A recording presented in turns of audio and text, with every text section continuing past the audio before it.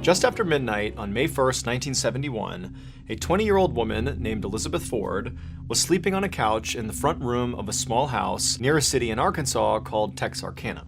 Elizabeth and her husband Bobby were staying at the house with Bobby's brother and his wife, who owned the house. Bobby and his brother were still both awake, and Elizabeth could hear them talking in the kitchen quietly. The house was surrounded by woods and swampland, and Elizabeth had opened up a window above the couch so a breeze was blowing in. Now, usually, she slept really well with the sound of the woods in the background, but tonight she was tossing and turning. And this was because, as she lay there trying to sleep, she became very aware of a unique sound coming from outside that was not the sound of, the trees blowing in the wind or the insects buzzing.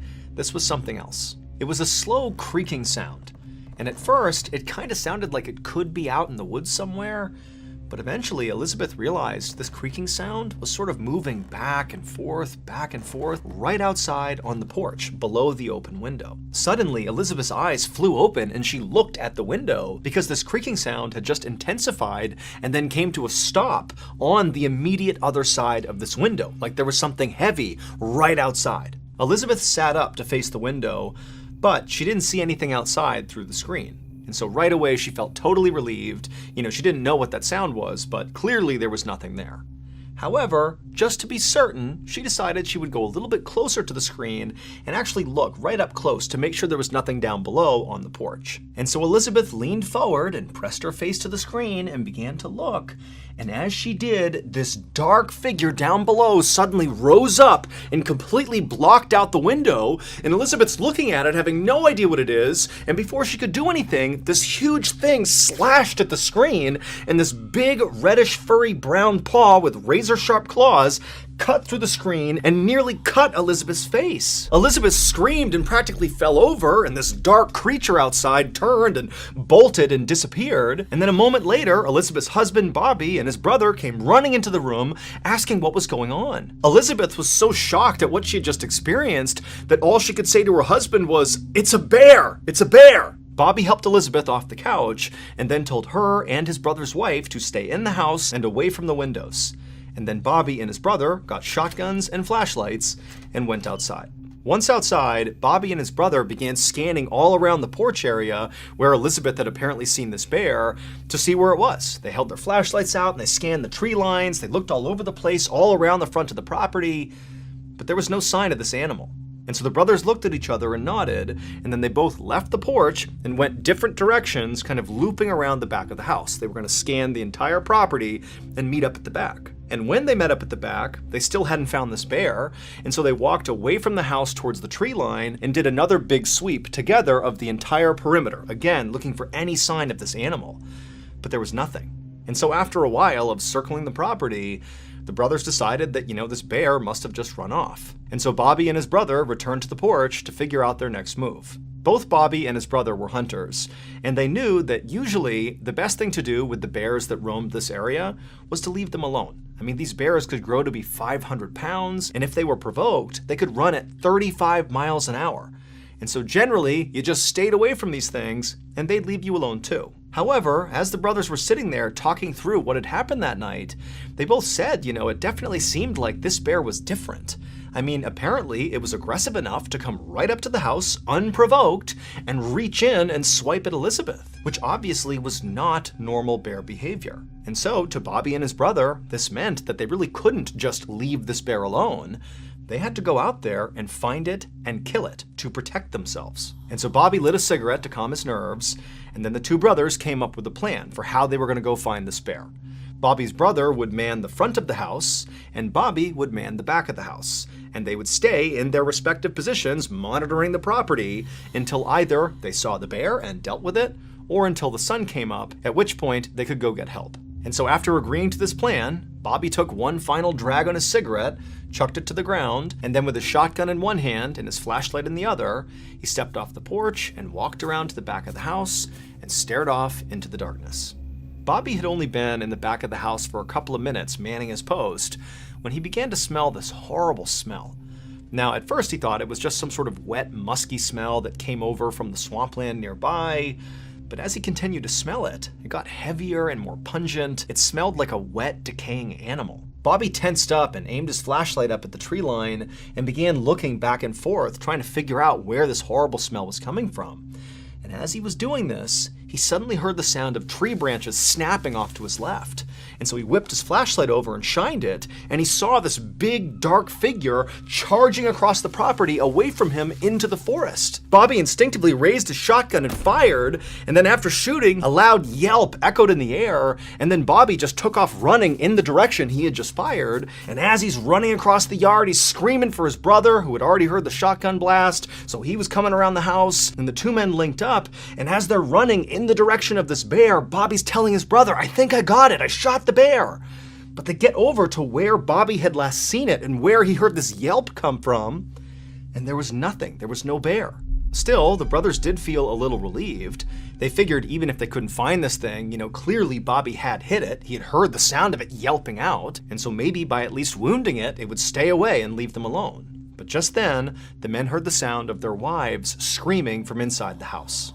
The men immediately ran back to the house, and as they got closer, Bobby again began to smell that horrible smell. And right as Bobby's foot hit that first porch step, his brother from behind him screamed out, "Stop!" But it was too late. The bear was on the porch. That's why the women were screaming. They had seen it, and Bobby's brother had seen it, but Bobby hadn't. And now he was too close to it to get away.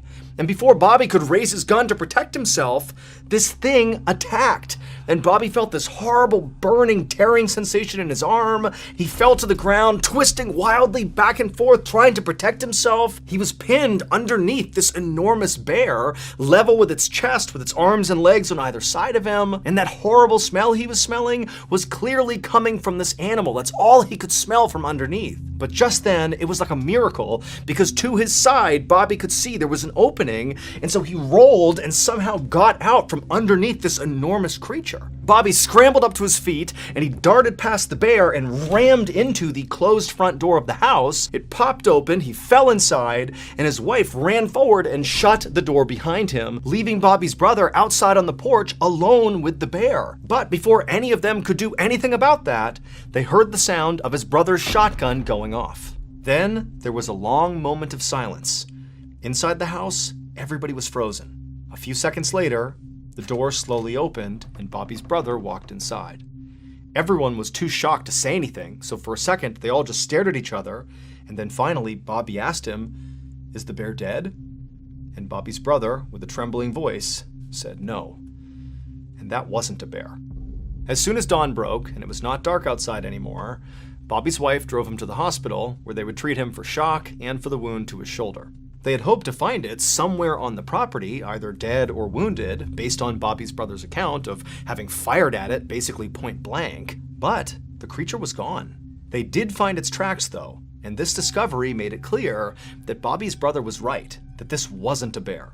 Because in the dirt surrounding the house were all these bizarre footprints and handprints of a creature that seemed to walk on its hind legs with 3 toes on each, and had 3 long sharp claws on its hands. And as unbelievable as this all seemed to the police, this actually tracked with what Bobby's brother said he saw when he was out on the porch. He said he saw a creature with reddish-brown hair all over it that stood over 7 feet tall, and after being shot, it took off running on 2 legs, and it ran fast. But the most terrifying thing about it, at least according to Bobby's brother, was actually its eyes. They were blazing red. And when the news of this attack spread to the nearest town, which was called Fouke, the people there knew exactly what this creature was. For 200 years, people in that part of Arkansas had been talking about this huge creature that was sort of like a Sasquatch that roamed the forest and the swamps. They said it was fast and elusive, and it ate livestock and pets. They called it the Fouke Monster, or sometimes the Boggy Creek Monster. But Bobby Ford and his family's encounter with this creature was unlike any other story that had been told about the Fouke Monster. While some people claimed in the past that this creature had attacked people, nobody had ever heard of it actually coming up to somebody's house, trying to break in and terrorize a family. Bobby's ordeal would inspire the 1972 horror movie, The Legend of Boggy Creek. Over the years, police officers and some scientists have suggested that maybe what Bobby and his brother encountered that night was actually a feral pig.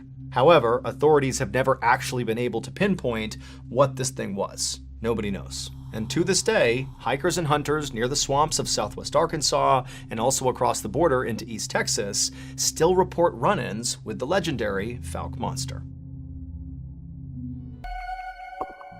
On the evening of August 1st, 2015, a 20-year-old man named Fraser Baloyi walked alone down a main road toward his village in the South African province of Limpopo. Fraser was on his way home from work, and he was pretty desperate to get there. It was only about 7:30 p.m., and usually around this time, Fraser was used to seeing other people out and about on this road, just kind of walking around in the dusk or, chatting or doing various errands, but tonight there was nobody out there. And in fact, in recent days, this area of Limpopo had basically become a ghost town. Nobody went out unless they absolutely had to, because over the last 10 days, over 20 people in this area had been brutally mauled. The victims had all insisted that the creature that had mauled them was some kind of four-legged demon, and they had begun calling it the Beast. Now, Fraser considered himself a pretty level-headed person who did not necessarily buy into the hype around this beast. He figured it was very likely just a dog. But still, he didn't want to get attacked, and so as he walked down this vacant road, he periodically looked over his shoulder just to make sure no dog was following him. As Fraser continued to walk along, he looked up and saw the huge forest fire that was raging on a mountain miles and miles off in the distance. A few days ago, the fire had started, and from Fraser's perspective, it still seemed to be going strong. In fact, in the darkness, it almost looked like the mountain was glowing red.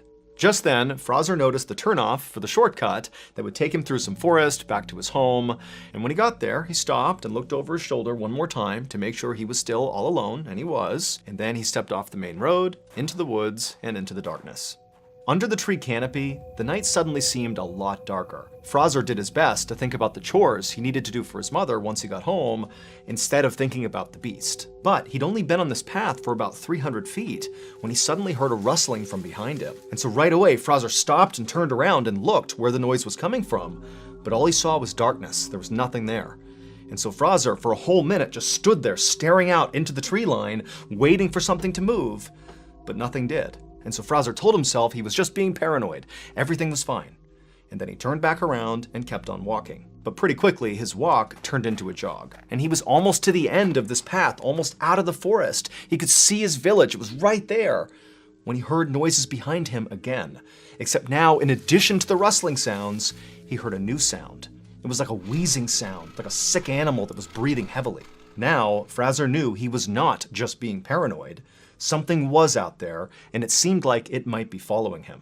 Without slowing down, Fraser looked over his shoulder again to see what was out there, but again, he just saw nothing. It was just shadows. However, when he turned back around and kept on going towards his village, he heard this loud crashing sound behind him, like a massive animal had leapt out of the brush and landed on the path behind him. And so Fraser was immediately so scared he couldn't even turn around. He just started sprinting toward the village, and all he could hear behind him were these loud, pounding footsteps as whatever this was gaining on him. And so Fraser was so instantly terrified that instinctively he just started sprinting off without even looking behind him. And so as he's running, this thing's gaining on him, and again he can hear this awful wheezing sound coming from whatever this is, as if there was something wrong with its lungs. And in Fraser's panic, as he's sprinting through the forest, Fraser's telling himself it's just gotta be a rabid dog, that's why it's making those sounds. But he knew that didn't track. This thing is huge. This can't just be a rabid dog. And so Fraser just kept on running, and finally he got out of the trees, back into his village, and at the exact same moment, the pounding footsteps behind him came to a stop. But again, Fraser, he didn't turn around. He's too scared. He just ran for his door. His house was right there in front of him, and he gets to his door. He's about to open it up, and right as he does, he feels this searing pain in his neck.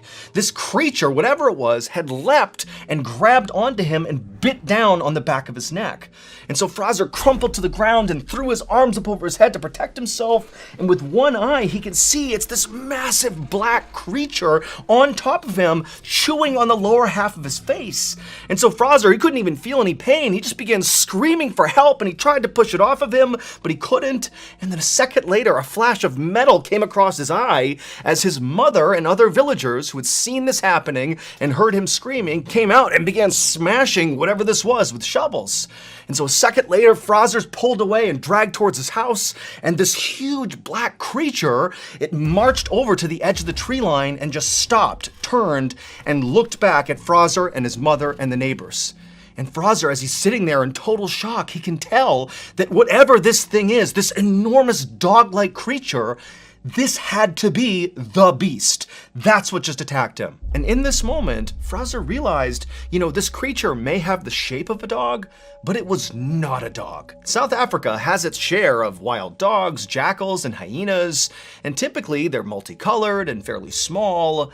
And this thing was jet black, pitch black, and gigantic. And when this thing first started chasing Fraser, he'd had that panicked thought that maybe it was a rabid dog. But rabid animals are typically lethargic and confused. And this thing that was 15 feet away from them was absolutely alert and calm. The only thing sick about it was that horrible wheezing sound it would make as it breathed. And as Fraser and his mother and the neighbors just stood there staring at this thing, this creature just continued to stare back at them with piercing eyes.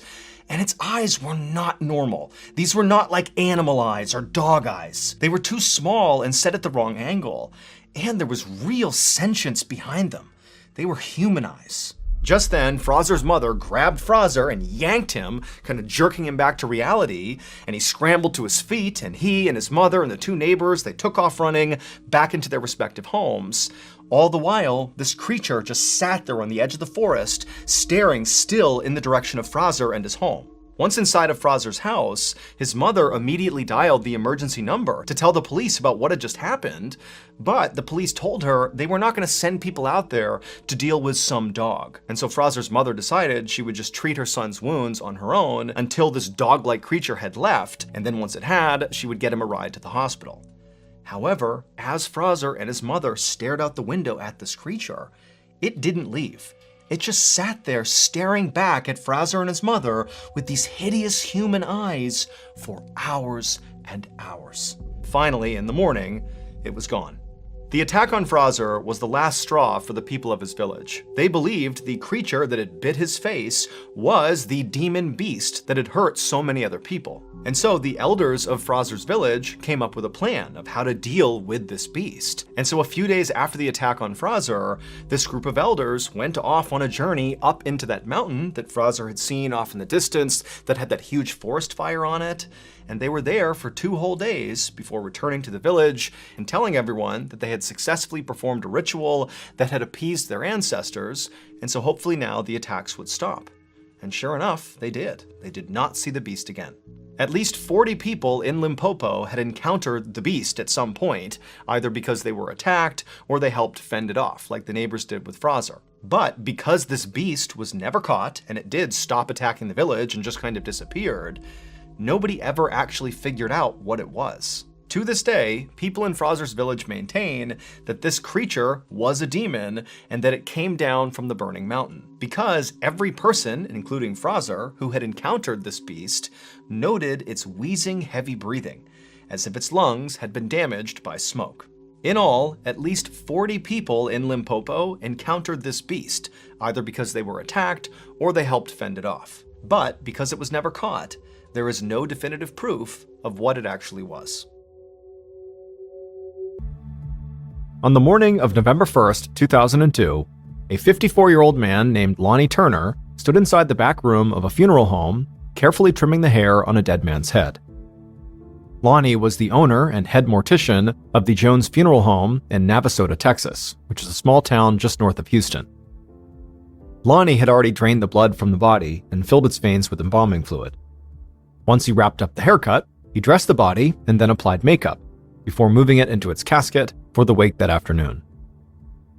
When he was done, Lonnie headed down the hallway and up the steps to his office.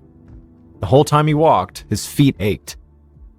Lonnie was only 54, but lately, he'd been feeling exhausted from his job, and from all the volunteering he did outside of work. As he reached the sitting area outside his office, he looked at the photos that lined the walls. There were pictures of Lonnie with the town mayor, the Chamber of Commerce, and the Navasota School Board. He was the first African-American member of the Navasota City Council, and just 2 years ago, he'd received the Citizen of the Year award from the Chamber of Commerce. The plaque hung on the wall just outside his office, and every time he looked at it, he felt a swell of pride. But when he went into his office, Lonnie's smile quickly faded. Because his 21-year-old son, Junior, was sitting in Lonnie's chair with his feet up on Lonnie's desk, talking loudly nonstop into his cell phone. Lonnie tried to get his son's attention, but Junior just clearly ignored him. So Lonnie just stood there, arms crossed, giving his son a very stern look. Finally, Junior stopped talking on the phone and turned to face his dad. But instead of saying hello to him, he told his dad that he was about to register for the Texas mortuary law exam, which he had to pass to get his mortician's license. And getting that license was the very first step for Junior to be able to take over the family business, something Lonnie was all too aware of. Now, Lonnie knew part of Junior probably just wanted to get out of his father's shadow. It had to be hard sometimes when your father was one of the most well-known people in town, but as much as Lonnie did want to hand over the funeral business to his son, he wasn't going to do that until he felt certain that his son could actually handle it. Because currently, his son acted really immature basically all the time. And so instead of Lonnie reacting to what his son had just told him about taking this mortuary exam, Lonnie just said, okay, well, there's still work to be done here at the funeral home. And then before Junior could protest, he told him he had to move their latest client's coffin into the chapel for the wake, he needed to order more embalming fluid, and get the company car washed. Then Lonnie threw the car keys to his son, and after Junior grabbed him, he just stood up and stormed out of the office looking totally annoyed. But Lonnie didn't care. He was tired of his son's bad attitude and entitled behavior, and he knew he needed to be tougher on Junior. If he didn't, he felt like Junior's habit of being sort of lazy could land him in serious trouble. Just then, Lonnie heard voices coming from outside of his office. He peeked into the hallway, and he saw his son talking to another young man. It was 19-year-old James White, Lonnie's godson. James had grown up around Lonnie's family, and had always looked at Lonnie like an uncle and at Junior like an older brother. Now, James worked part-time at the funeral home with both of them. But as Lonnie listened to this conversation that was going on, he realized his son was telling James to do several of the tasks that Lonnie had literally just assigned him. And he'd caught Junior doing this before, paying James extra to do work he wanted to avoid, and taking advantage of the fact that James looked up to him and would basically do whatever he asked. And this made Lonnie furious, because he didn't give Junior tasks just to keep him busy. They were a way of preparing him to take over this business. For Lonnie, this was just further proof that his son was not ready for serious responsibility. Lonnie sighed, but he didn't confront his son or James. He just let them do their work and then told them to leave early. Once they were gone, Lonnie spent the afternoon making preparations for upcoming funerals and speaking to grieving family members. By the time he could finally head home, he was totally exhausted. After locking up the funeral home, Lonnie drove through downtown Navasota towards a small neighborhood at the edge of town. When he pulled up in front of his big 2-story house, it was dark outside. He parked and walked around the house to the back porch. The light was on and the back door was unlocked, just like Lonnie always left it. He went inside and noticed that Junior wasn't home yet. Lonnie assumed he was out with his friends, like usual. So Lonnie just turned on the TV and made himself some dinner.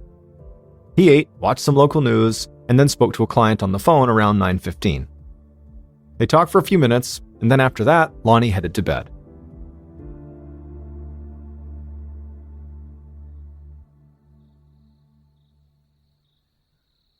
And he was so tired from work that day that he fell asleep pretty much immediately. And he was sleeping soundly when suddenly there was this loud creaking noise that woke him up. Lonnie sat upright in bed, confused, and before his eyes could adjust to the darkness, he heard something else. The sound of breathing. Someone else was in the room with him.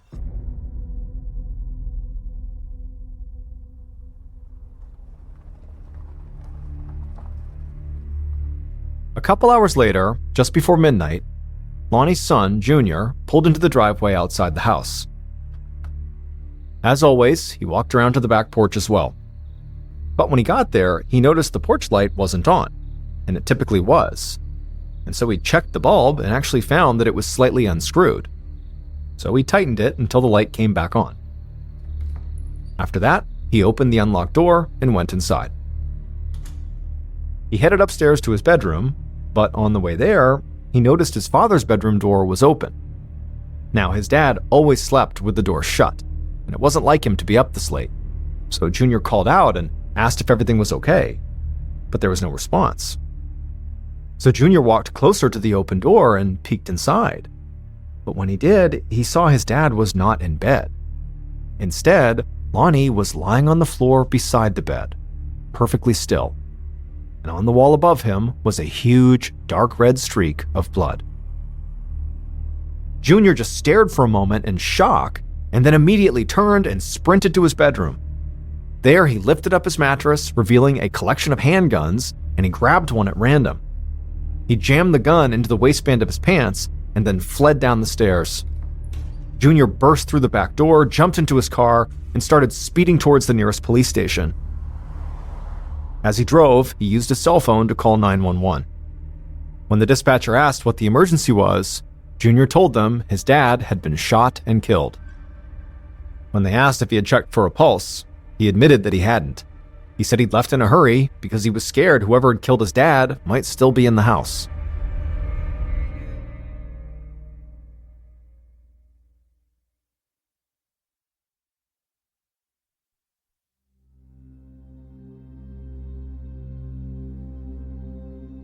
While Junior was speeding to the police station, an officer named Rob Bailey was patrolling the town.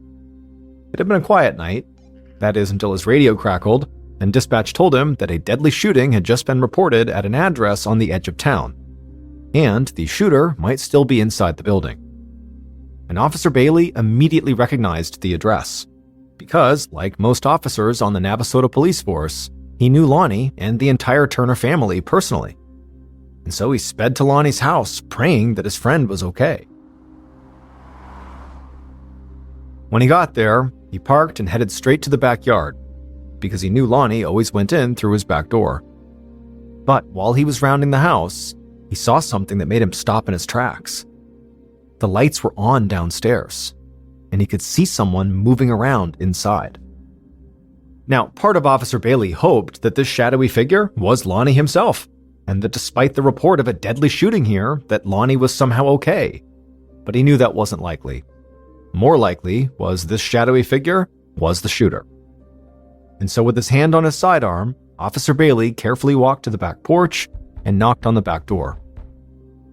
There was a long moment of silence, then he heard footsteps from inside. The door opened, and when Officer Bailey saw who was standing there, he was confused. He recognized the man. But it wasn't Lonnie Turner. It was Lonnie's brother, Lawson, which was very unusual because the officer knew that Lawson lived almost 3 hours away. And as for Lawson, he also looked confused to be seeing a police officer standing at the door. And when Officer Bailey told him that he was actually here responding to a possible shooting, Lawson looked even more bewildered. He said he didn't know anything about a shooting and said he had only arrived a few minutes ago and found the house totally empty. Officer Bailey didn't know what to make of that, but he asked Lawson to please wait outside, and then Officer Bailey went into the house. Bailey went straight to Lonnie's bedroom, and there, just as Junior had described it, he would find Lonnie Turner laying on the ground beside the bed with the wall streaked with blood behind him. Bailey leaned down to check his friend for a pulse, but there wasn't one. Officer Bailey just stood there for a moment, struggling to process the fact that his friend and one of the most respected men in the city was dead, most likely murdered. A moment later, Officer Bailey collected himself and radioed for backup. After that, he remembered that he had a possible suspect waiting outside.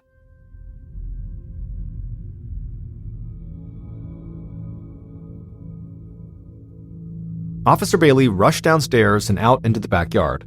Lawson seemed eager for news about whatever was going on, but Officer Bailey wasn't sure how much he should say. He was a patrol officer, not a homicide investigator, so he was kind of out of his depth. But he still felt like he had to do something. So he asked Lawson what he was doing at his brother's house. Lawson said he was on his way to Houston and he was planning to spend the night at his brother's house to break up the drive. He said he'd gotten to the house just a few minutes before Officer Bailey did, and when he'd gone inside, he'd called out for Lonnie, but no one had answered. He'd even looked in Lonnie's bedroom and didn't see him. So he figured Lonnie was out dealing with some funeral home business and would be back soon. And listening to this, Officer Bailey literally couldn't believe what Lawson was saying. The walls in Lonnie's bedroom were literally covered in blood, and his brother's body was literally laying on the floor in front of him. It didn't make sense that Lawson could have looked inside that room and not noticed those things. So even though Officer Bailey was not a detective and was not in charge of this case, he wanted to see how Lawson would react to the news of his brother's death. So he just came right out and told him. And when he did, Lawson looked shocked and then totally devastated, and then he broke down sobbing. Officer Bailey watched him, trying to judge if his tears were genuine, but he couldn't tell. But just then, Officer Bailey looked up and saw headlights approaching the house. Detective Travis Higginbotham parked in Lonnie's driveway. Higginbotham worked for the district attorney's office and had been appointed as the lead investigator on this case. He already knew that the murder of a local celebrity would garner plenty of attention, and also the fact that the Texas Rangers, who were the state police, had been called in to help on this case only made it more high profile. And so for Detective Higginbotham, he knew this case could either make his career or break it. Higginbotham got out of his car and met up with Officer Bailey in the backyard, and he was surprised to see another man was sitting outside and crying. Officer Bailey quickly explained the situation, and the detective agreed that Lawson seemed suspicious. But before Higginbotham could even begin to think about that, he needed to go inside and survey the crime scene. He went to Lonnie's bedroom and took note of the trajectory of the blood spatter on the walls. Then he examined Lonnie's body, and the detective found 2 bullet casings from a 9mm pistol nearby.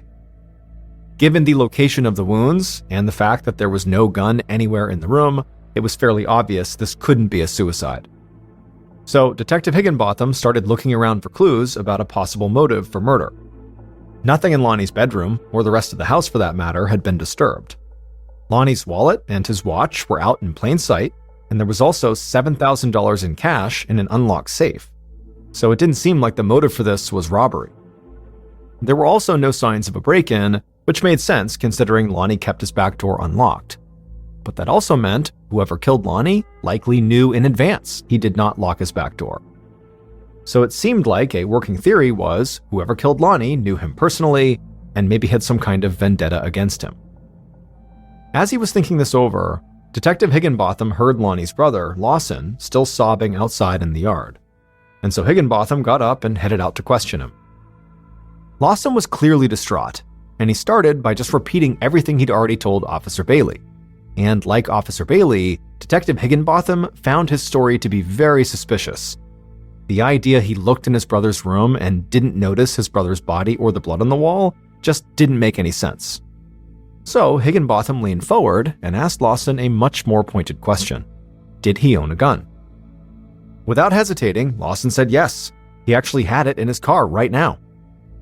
Lawson led Detective Higginbotham to his car and pointed at a pistol that was just sitting out in the back seat. But the detective saw right away the gun was a .32, not a 9mm, so it very likely was not the murder weapon.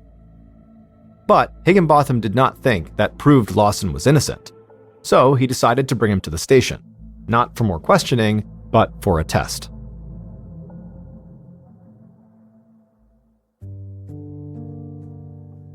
Once they were at the police station, Higginbotham had Lawson's hands swabbed for gunshot residue. The idea was to see if he had fired a gun recently, like that evening. But the results came back negative. Lawson did not have gunshot residue on his hands. However, that didn't totally rule out the possibility that he had fired a gun that evening, because Lawson could have fired a gun with gloves on, or he could have just vigorously washed his hands afterwards. And so because Detective Higginbotham didn't have any other evidence against Lawson, he had to let him go for now. But the detective was not totally disappointed, because he had another person of interest waiting for him right down the hall. In a nearby interview room, a Texas Ranger was already questioning Lonnie's son, Junior. Detective Higginbotham joined their session and began observing Junior's behavior. Unlike Lawson, who'd been devastated by his brother's death, Junior seemed strangely calm, and his story also seemed very suspicious. According to Junior, when he'd seen the blood on his dad's wall, he had immediately assumed that his dad was shot and killed, even though he didn't hear gunshots or see shell casings, and he didn't check to see if his dad still had a pulse. Junior claimed this was all just gut instinct, but Detective Higginbotham thought it sounded more like Junior already knew what had happened before he'd ever stepped foot into his father's room. But again, Junior swore that was not true. He said he'd been terrified that whoever had shot his dad was still in the house, so he grabbed one of his own guns to protect himself, and then to prove his story, Junior pulled a handgun from his belt and placed it on the table. Higginbotham was stunned. Civilians were not supposed to be allowed to bring weapons into police stations. The detective didn't even know how Junior managed to get the gun inside. But regardless, Junior having a gun during his interview definitely did not make him look any less guilty. However, when Detective Higginbotham took a closer look at the weapon, he saw it was not a 9mm. But still, if Junior owned an arsenal of handguns, the detective figured there could be a 9mm in there somewhere. So, just to be safe, Detective Higginbotham also had Junior's hands swabbed for gunshot residue. And this time, the test came back positive, which would typically mean that Junior fired a weapon that night. But once again, the results were inconclusive, because in theory, Junior could have gotten that residue on his hands simply by handling the pistol he brought into the station. Higginbotham was weighing this possibility when he got a call from the team of investigators who were still collecting evidence at the crime scene. They'd just found the cache of guns under Junior's mattress, and one of them was a 9mm pistol. Now, it would have to be tested against the shell casings found at the crime scene, which would take time, but it could be the murder weapon. And when Higginbotham confronted Junior about this, Junior's response shocked the detective, because Junior claimed that that specific 9mm gun had actually disappeared from his collection several weeks ago. He had no idea how it had gotten back under his mattress. To the detective, this excuse sounded ridiculous, but he asked Junior if, when the gun went missing, did you report it missing? And Junior said no. At this point, Junior's story seemed to be getting flimsier and flimsier. But one thing prevented Detective Higginbotham from arresting him on the spot. Junior claimed to have an alibi. He said he had spent most of the night hanging out with his girlfriend. They ate at a restaurant, then headed to her place for a few hours, and then on his way home after the date, he stopped at a car wash. Higginbotham wrote down Junior's girlfriend's name, as well as the name of the car wash, so he could look into the alibi later. In the meantime, he let Junior go, but promised they would speak again soon. The next morning, Detective Higginbotham made several calls to verify Junior's alibi, and pretty much everything Junior had said checked out. He'd definitely been to his girlfriend's house and the car wash, but there were still small gaps in his schedule where he theoretically could have had time to go home and kill his dad. The detective sighed. Junior and Lawson both had such unbelievable stories. He was sure one of them was lying, but he just couldn't tell which one. Just then, the phone on Detective Higginbotham's desk rang. It was the district attorney, and he had big news. A police officer who'd been cataloging evidence at Lonnie's house had gone on a smoke break, and when he did, he found a pair of gloves and a makeshift mask lying in a creek just 25 yards from Lonnie's front door. Detective Higginbotham's eyes went wide. He knew that if Lonnie's killer had worn that mask, it would probably still carry trace amounts of their saliva, which would contain their DNA. Testing the mask for DNA would take time, but it could potentially solve the case. Higginbotham ended the call feeling much more optimistic about the case. He arranged for DNA samples to be collected from Junior and Lawson so he could compare them to the mask. But almost as soon as the detective did that, he received another phone call, and this one sent him in a totally different direction. That call was from a Texas Ranger who said he'd done some digging, and he had discovered a criminal case involving Lonnie from a few months before his death. Apparently, a thief had stolen several blank checks from Lonnie's office, then made them out to himself, forged Lonnie's signature, and stole close to $8,000 from Lonnie's account. Lonnie found out and pressed charges. And because he pressed charges, this meant the police had copies of those fraudulent checks, and those checks had the thief's name written on them. The thief was Lonnie's 19-year-old godson, James White.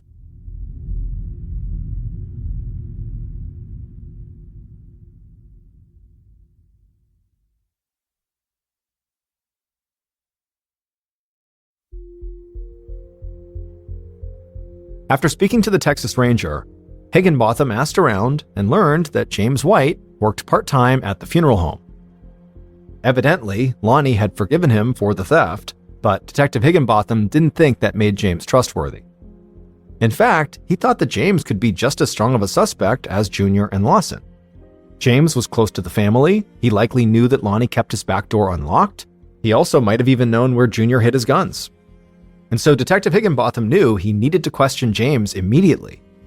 So he made some calls, and before long, he managed to track James down. James seemed very upset about the death of his godfather, but he was very cooperative and answered all of the detective's questions. And he admitted to forging the checks, but vehemently denied any involvement in Lonnie's death. And like Junior, he had an alibi for the night of the murder. James said he had been at a club in a neighboring town with some friends who would all be able to confirm the story. Detective Higginbotham promised to contact them. Then he thought back to the mask that had been found outside of Lonnie's home, and he asked if James would be willing to provide a voluntary DNA sample. And right away, James said yes. Higginbotham collected a DNA sample from James and then headed back to the DA's office. When he got there, he sent James's DNA to be tested alongside the mask, just like Junior's and Lawson's. After that, he went into his office and he found a report on his desk. It was from the ballistics lab. They'd analyzed the shell casings from the crime scene and the 9mm pistol found under Junior's mattress, and they had confirmed what Detective Higginbotham already suspected. Junior's 9mm gun was in fact the murder weapon. Reading this, Detective Higginbotham was ready to arrest Junior right then, but when he asked the district attorney for approval, he said no. The DA said it was too early to make an arrest. With all the attention Lonnie's murder was getting, their case needed to be airtight. So before they made their move, they had to wait for the results of the DNA test on that mask. Detective Higginbotham knew there was always a chance the DNA test results could be inconclusive and get them nothing. So he continued to investigate his main suspects, and he kept an especially close eye on Junior. And in the weeks following his father's death, Junior went on a massive shopping spree with his inheritance. He bought an expensive boat and a luxury car, and he also hired a lawyer, even though he had not been charged with anything. This only made the detective more certain that Junior had to be guilty, and he was about to march into the DA's office and ask for permission to arrest Junior again, but he knew what they'd say. He would need more evidence. But then, 2 months after Lonnie's death, Higginbotham heard from a fellow detective that a different suspect was also behaving erratically. Lonnie's godson, James, had been caught trying to rob a bar, and during the robbery, he hit the owner of the bar with a cash register. Clearly, James was hard up for cash and willing to go to extreme and violent lengths to get it. With this, Detective Higginbotham found himself feeling totally overwhelmed by all the evidence against each of his potential suspects. However, all this evidence was kind of all over the place. He couldn't really put it all together. And so he went into his office, sat down at his desk, and went back over all the information he had about James, Lawson, and Junior. James was a known thief with access to Lonnie's house. He could have easily gotten inside and killed Lonnie during a robbery gone wrong. However, no valuables had been taken from the crime scene, which didn't seem to add up if the motive was burglary. Then there was Lawson. He was literally in the house when police arrived, and his story about looking in his brother's bedroom and not noticing the blood on the wall or the body on the ground was hard to believe. And finally, there was Junior. Junior owned the murder weapon and had gunshot residue on his hands on the night of the murder, and also the fact that he fled the crime scene before verifying that his father was actually dead still just didn't sit right with Detective Higginbotham. And most importantly, Junior stood to benefit the most from his father's death. With Lonnie out of the way, he inherited a significant amount of money and a successful funeral home business. And so Detective Higginbotham was sure he was so close to figuring out who killed Lonnie. And sure enough, just a few days later, the DNA test results from the mask came back. And when Higginbotham saw them, he knew the case was solved.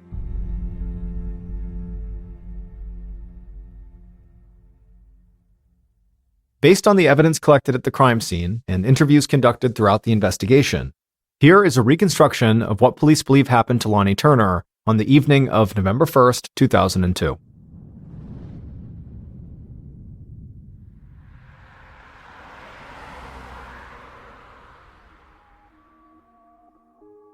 That night, sometime between 9:15 and 10 p.m., the killer drove into Lonnie's neighborhood with their headlights off. They parked outside of Lonnie's house, then put on their gloves and their mask, a mask they had made earlier by cutting holes in a gym shoe bag. Now, if all went according to their plan, no one would see them tonight. But if somebody did catch a glimpse of them, the killer could not afford to be recognized. And so as an extra safety measure, the killer grabbed a 9mm pistol that they'd brought with them, and then stepped out of the car and hurried towards the back of Lonnie's house.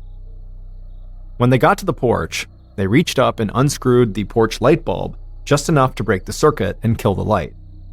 Then the killer reached for the doorknob, and as expected, it was unlocked.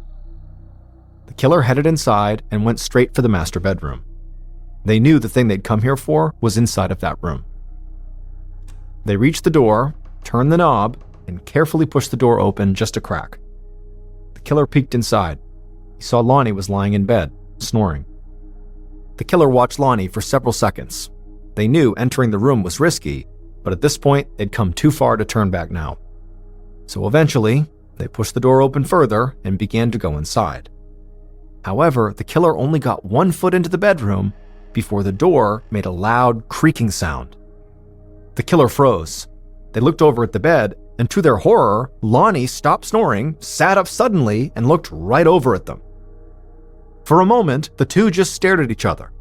The killer had no idea if Lonnie could recognize them with their mask on, but Lonnie looked like he was about to stand up and confront them, so in a panic, the killer raised their gun and fired. Lonnie screamed, and the killer immediately fired again, and Lonnie went limp and then rolled off the bed onto the ground.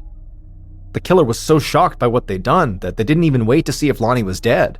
Instead, they just turned and ran out of the room, completely forgetting the thing they had come here for. And the killer was almost out the door and out of Lonnie's house when they realized they couldn't just flee the scene while carrying the murder weapon. So they ran back inside, went to another bedroom, lifted up the mattress, and dropped the gun underneath. After that, the killer sprinted out the back door, tore off their gloves and mask, tossed them in a nearby ditch, and then jumped into their car and sped away.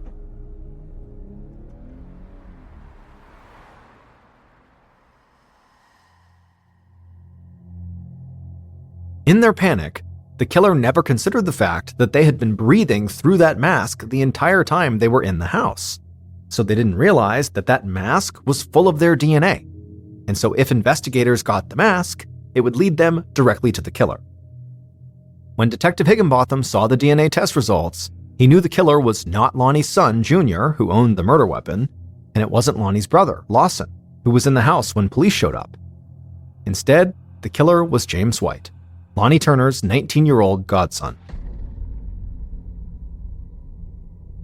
James was desperate for money and willing to do just about anything to get it. And he'd been to Lonnie's house countless times, so he knew Lonnie kept the back door unlocked and he kept a safe full of cash in the master bedroom. He also knew where Junior kept his gun collection. So James planned a robbery. He bought a pair of gloves and made that makeshift mask, and then 2 weeks before the murder, he stole the 9mm pistol from under Junior's mattress. Not because he wanted to kill Lonnie, but just in case anything went wrong. Finally, on the evening of November 1st, James put his plan into action. But when the bedroom door creaked and it woke Lonnie up, James knew he was caught. So he shot Lonnie in a panic and then ran away without even taking any money, even though Lonnie's safe, which contained $7,000 in cash, was sitting unlocked not far away. Which means James killed his godfather for nothing. James was arrested and quickly confessed to pulling the trigger. He also admitted that he'd convinced his friends to lie about his alibi. However, James insisted that the crime was not actually his idea. He claimed Lonnie's son, Junior, had literally forced him to commit the murder at gunpoint because Junior wanted his inheritance. However, there was no evidence suggesting that actually happened. Ultimately, James White would make a plea deal and received a 20-year sentence.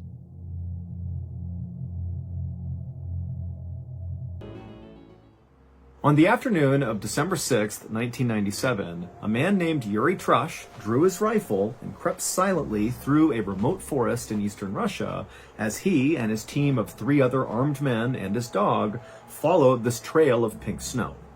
All of the men and the dog were on very high alert because they knew someone or something was out in these woods watching them. After walking for a while, Yuri and his crew spotted a small cabin up ahead in this clearing. This cabin, they knew, belonged to a guy named Vladimir Markov, who was a hunter who had gone missing recently, and that was actually why Yuri and this crew were out here. They were searching for Vladimir. But as Yuri and his crew got closer to this cabin, Yuri couldn't help but feel really terrified. Yuri was a 47-year-old big-time weightlifter and ex-military guy who was also a seasoned hunter. I mean, this is a tough, strong guy. But as he walked up on Vladimir's cabin, it was super obvious that something horrible and violent had happened here. All around the scene was pieces of broken furniture. There was a ceramic sink that was shattered outside and the pieces were everywhere. There was a bunch of beehive boxes that had been badly damaged. There was the shed that clearly had been ripped to pieces. And also all over the area outside of this cabin was blood.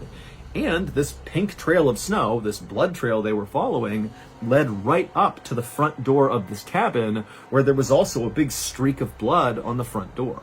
Now, even though Yuri was scared to go any further, he knew he was in charge, and he had to go and look inside that cabin to see if maybe Vladimir was there. And so Yuri walked into the bloody clearing. He made his way up to the front door of the cabin, and with his crew right behind him on the porch, he used his rifle and pushed the door inward. Now, at first, Yuri didn't see anything inside the cabin because his eyes hadn't adjusted and there were no windows, so no light was coming into the cabin. But after a second of Yuri kind of standing in the doorway with his rifle to make sure there was no threat inside the cabin, his eyes adjusted and he realized Vladimir was not in there. And in fact, the cabin looked abandoned. So Yuri stepped inside and he looked around and immediately he noticed all the walls inside this cabin were covered in these deep gouges and scratches. And then he looked on the ground and he found more wrecked furniture and lots more blood. But in a weird way, this actually gave Yuri some hope that maybe Vladimir was alive. He might be badly hurt, but if he's not here, he must be somewhere. And so Yuri turned around and he walked out of the cabin, and right as he stepped onto the snow with his men and his dog right behind him, three things happened practically all at once. The first thing was Yuri's dog began whining uncontrollably and running in circles. And number two, there were all these crows in the trees nearby that just all at once suddenly flew into the sky and disappeared. And the third thing was this unbelievably loud growling sound that seemed to be coming from somewhere really far away and also somewhere really close. It was like the forest itself was growling. 5 days earlier, on December 1st, the soon-to-be missing hunter, Vladimir Markov, decided to give up on another unsuccessful hunt, and he slung his rifle over his shoulders and he lit a cigarette under his big bushy mustache, and he and his three dogs turned around and began the slow walk back to their small cabin in the middle of the woods. Vladimir was really frustrated because he'd been staying in this cabin in the woods, away from his wife, away from his family, to try to hunt some game and bring some meat back, but so far he hadn't caught anything. But as Yuri and his three dogs kind of rounded a corner in this forest, he spotted something up ahead that was like an answer to his prayers. He saw there was a dead boar just lying out in the middle of the forest, and it was in this big pool of blood, and there was still steam coming off of the body, which meant this was a fresh kill. And so Vladimir raised his rifle in case whatever had killed this animal was nearby, but when he didn't see anything, he just went with his dogs over to the carcass and he pulled out a hatchet and he cut off 2 big haunches of meat from this boar. Now, Vladimir knew it was totally in bad form to steal another potential hunter's kill, although he didn't know if a hunter had killed this boar or if another animal had killed this boar, but he still felt bad about what he was doing. However, Vladimir was desperate. He didn't have any meat, and here it was, so he took the opportunity. After Vladimir had wrapped up this meat and put it in his bag, he and his 3 dogs jogged the last few miles back to the cabin, and when they got there, it was basically pitch black outside. Now, Vladimir was not scared of the forest at night, but he knew there were predators out here at night, so he needed to act quickly. So he rushed over to his small shed that was right outside of his cabin, and he put the boar meat inside, shut the door, and locked it, and then he turned to go into his cabin to retire for the night. But after taking only a couple of steps towards his cabin, he realized his 3 dogs had not followed him. And so he turned around, and he saw the 3 dogs were totally on edge, looking out beyond the shed where he had just put the meat. They were kind of looking out into the dark forest. Now remember, he's all alone in the middle of the woods here. It's nighttime, there's no visibility. And so Vladimir grabbed his flashlight and he shined it kind of roughly in the direction that the dogs were looking, like they had seen something. And he's shining his light, but all he sees are just dark trees and nothingness. There was nothing there.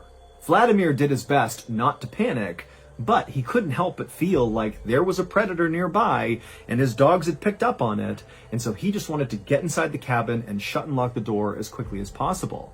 And so he began backing up towards the door of his cabin while calling his dogs towards him, and 2 of the dogs followed. But a 3rd dog just stayed where she was and continued to kind of whine and growl and look out away from the cabin in this direction that all the dogs were looking. But eventually, this dog just took off running into the forest. Vladimir, who loved his dogs, screamed and screamed for this dog to come back. But the dog didn't. And so Vladimir just stood there with his 2 dogs in front of his cabin door, listening to the bark of this 3rd dog getting farther and farther away into the woods. And then suddenly, Vladimir heard his dog start to whimper. And then it was like the forest erupted with the loudest growl he had ever heard in his life. And then there was silence. Vladimir was horrified and just instinctively grabbed the 2 other dogs and stumbled into his cabin and shut and locked the door behind him. Now, Vladimir adored his 3 dogs. Those were his closest friends in the world, and all he wanted to do was run out there and save that 3rd dog. But just based on how loud that growl was, he knew whatever was out there would kill him. And so this was a suicide mission if he went out there. And so he decided he would just stay put with the 2 dogs, and he just hoped that his 3rd dog somehow survived its encounter with whatever was out there.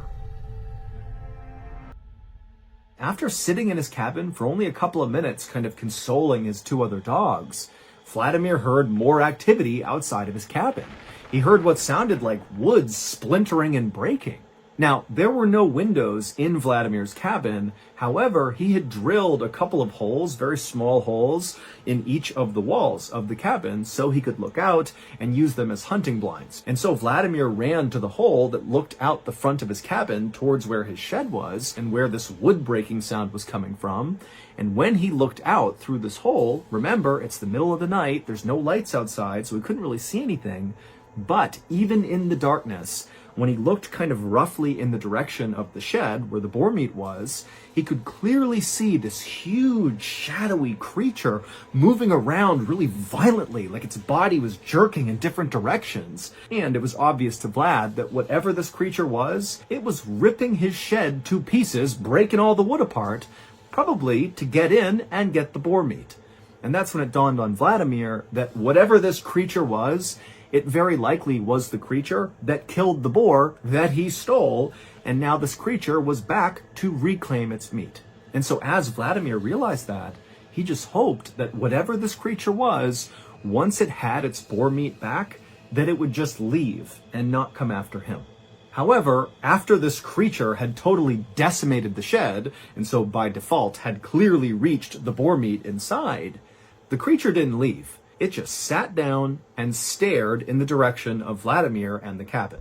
And for several hours, Vladimir just continued to stare out this hunting blind hole at this shadow creature that was not moving.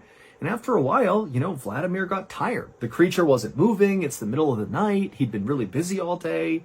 And so at some point, Vladimir and his 2 dogs kind of dozed off. And when they woke up a couple hours later, when it was still dark outside, Vladimir looked out the hole again, and he saw the creature was actually now gone. For a second, Vladimir was relieved. He's thinking, great, this thing's gone, I'm safe now. But just to make sure, he wanted to go to the other holes he had drilled in the walls of his cabin to look out in all 4 directions and make sure this creature really was gone. So he stood up and he walked over to one side, he looked out that hole, and all he saw was dark forest, nothing there. He walked to the other side of the cabin to another one of these holes, he looked out it, and again, Just dark forest, no creature. Then he goes to the back of his cabin and looks out that hole, and this time, again, he does see just dark forest, but then suddenly something slammed into the wall that he's looking through, and then just as suddenly as this huge collision has happened, as Vladimir is kind of still looking out the hole, this massive yellow eye suddenly lowers down and looks right back through the hole, right at Vladimir. It was the shadowy creature that had broken into the shed, and it had never left. And this creature, after quickly looking at Vladimir through the hole, it backed up a little bit, exposing its entire face to Vladimir. And Vladimir, who's so scared he can't move, he's just looking out the hole the whole time, he sees this enormous face with all this fur that's covered in blood. It's got these enormous teeth, and its mouth is open, and it's staring right at him like it wants to jump on him and kill him. And then this creature winds up and swipes at the hole and literally rips a bunch of wood off the side of the cabin. And reflexively, Vladimir just grabs his rifle, raises it, and fires a shot through the hole at this creature. And the creature whimpers, turns around, and runs off. Vladimir would stay up the rest of the night, anxiously looking through each of the holes around his cabin, just anticipating this horrible thing to come right back and try to attack him again. But eventually the sun came up and the creature did not come back, and so Vladimir was thinking, okay, now I'm safe. I can go outside and kind of figure out what's happened here and figure out my next move. And so Vladimir grabbed his dogs, he went to his door, he opened it up, he stepped outside and looked around, he didn't see anything. As a precaution, he fired his rifle into the air to scare off any animals that could be nearby. And when clearly, the creature wasn't here, there's nothing here, he's all alone, he stepped down onto the snow and he noticed these huge prints in the snow, which had to be from this shadowy creature that had tried to attack him. But now that it was daylight, Vladimir can look at these prints up close, and he knew what kind of creature this was. This was a Siberian tiger, and this was an enormous Siberian tiger. But that was not the most terrifying part of this discovery. Instead, it was what Vladimir saw these prints doing. These prints circled around the cabin over and over and over again, which meant the night before, after Vladimir fell asleep, this tiger had come up and basically begun stalking him and his two dogs. It must have known they were in the cabin. And then at some point, maybe the tiger saw Vladimir's eye inside of that little hole he was looking through, and the tiger tried to pounce. But Vladimir's thinking to himself, something's wrong with this Siberian tiger. While Siberian tigers are certainly dangerous to people, they are not known for actively hunting people. That's not something they do. But based on these prints, and just generally based on what Vladimir saw the night before, it seemed very likely that this Siberian tiger was actively stalking Vladimir. But even though Vladimir was totally terrified by this point, the only thought really going through his mind at this point was going out and trying to find his missing third dog. He knew the chances of his dog still being alive were slim, but he had to go look. However, he knew he would need backup in case he ran into this Siberian tiger. So Vladimir put his two dogs on leashes, and then with them in hand, he began running towards his neighbor's house. It would take Vladimir and his dogs about 1 hour to run the 4 miles to his neighbor's cabin, and when he got there, he knocked, and his neighbor, whose name was Ivan, he opened the door, and Vladimir practically ran Ivan over, just trying to get inside of his cabin to safety. And then once Vladimir was inside and Ivan had shut the door and he's looking at Vladimir, and then Vladimir just kind of vomited out all the stuff that had happened over the past 12 to 24 hours. And at the end of telling Ivan the story, Vladimir asked him, "Would you please come with me to go find my dog?" And Ivan, he just stared at Vladimir and eventually just said, "No." And then, after a long, awkward silence, Ivan kind of backed up from Vladimir, like he didn't want to be near him. And then Ivan told Vladimir that Vladimir had been marked by the tiger, and now the only hope he had was getting as far as humanly possible away from this tiger, because that tiger is never going to stop, and it's going to eventually track you down and kill you.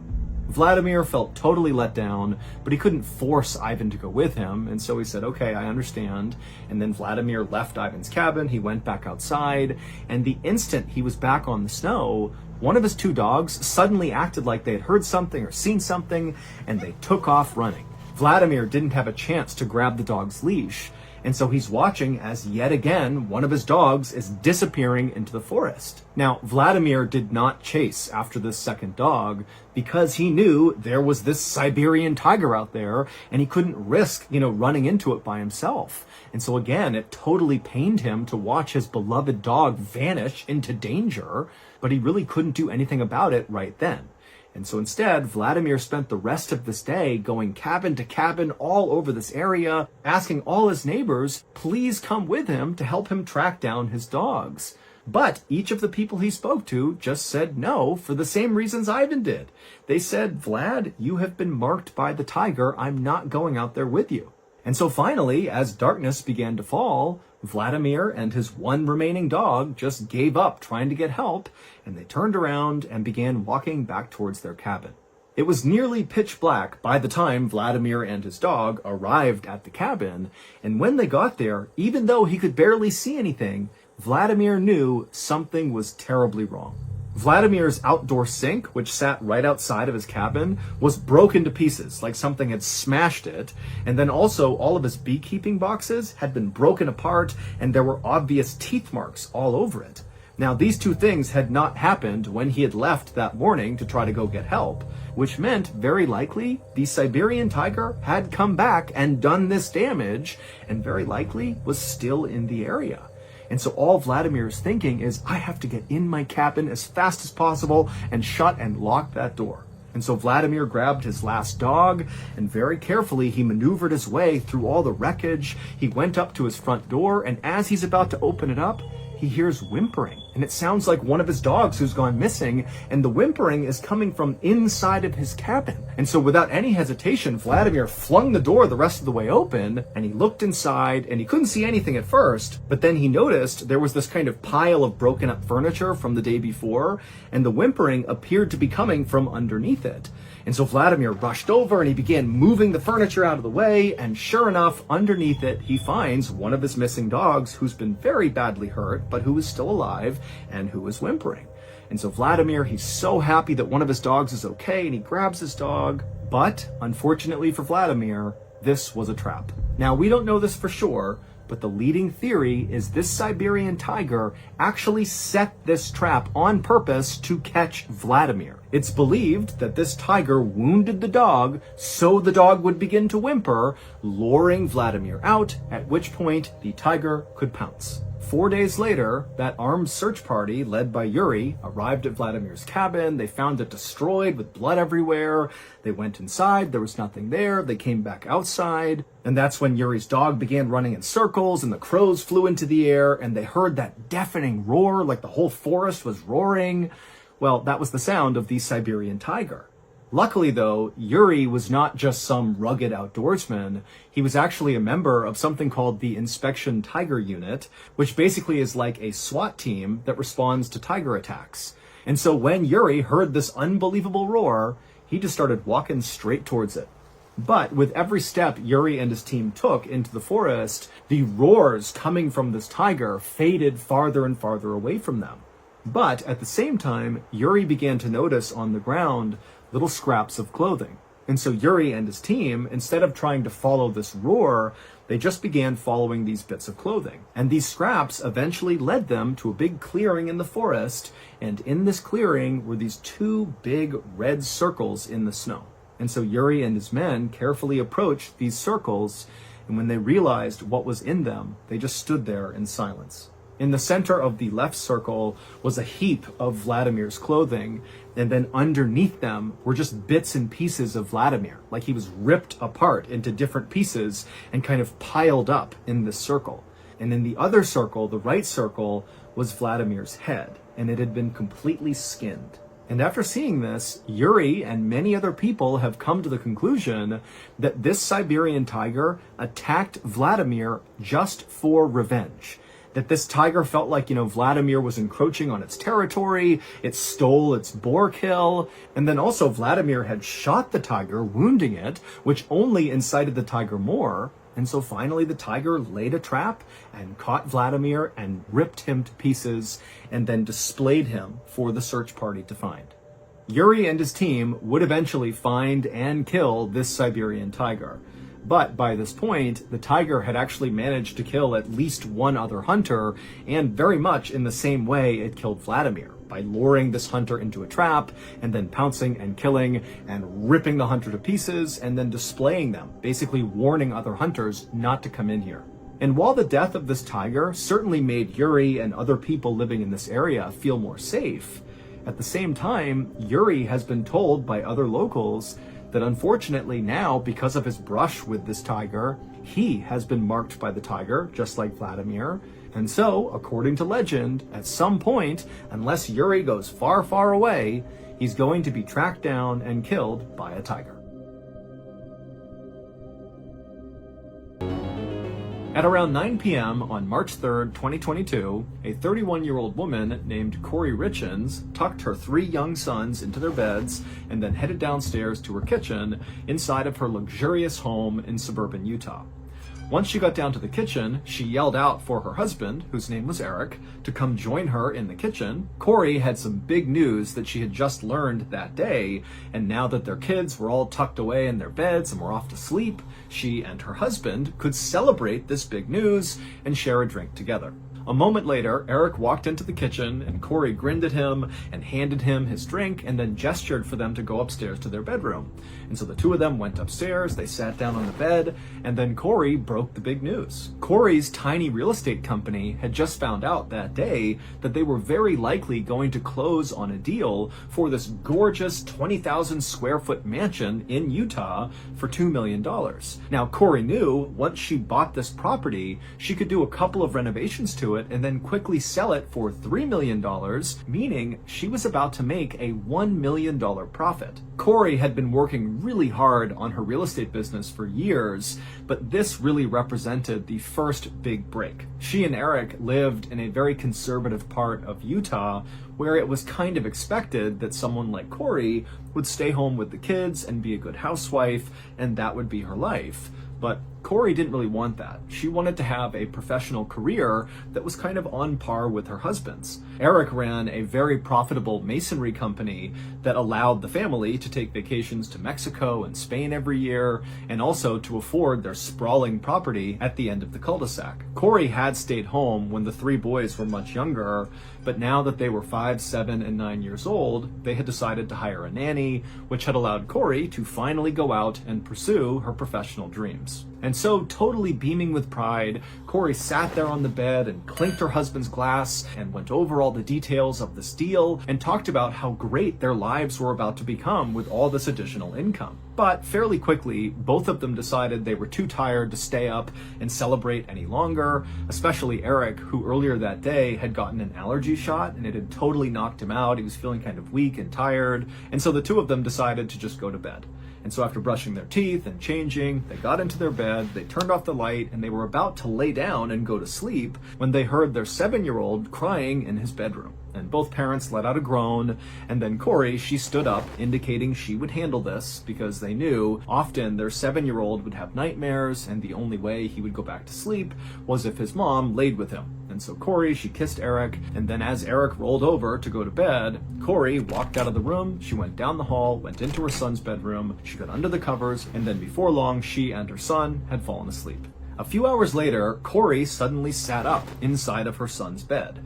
It was about 3 a.m., and for a second, she couldn't even figure out where she was. The house was silent, it was totally dark, and she was confused, but then she remembered she had gotten up to tend to her son, and so she checked on her son, she saw he was still sleeping, and so she climbed out of the bed, she tucked him back in, she gave him a kiss, and then she left his room, went down the hall, and went back into her bedroom, where she climbed into her bed. Then she saw that Eric had kicked off all the covers, and he was sleeping on his back. And so Corey laid down on the bed and kind of rolled up right against her husband, and she pulled the covers up over both of them, and then she closed her eyes to go to sleep. But right as she did that, she noticed something very strange. Eric's body felt freezing cold. Corey opened her eyes and sat up in bed. She turned over and kind of pushed Eric to see if he would sit up and figure out why he was so cold. But Eric didn't budge, and when she pushed him, he felt really heavy, like dead weight.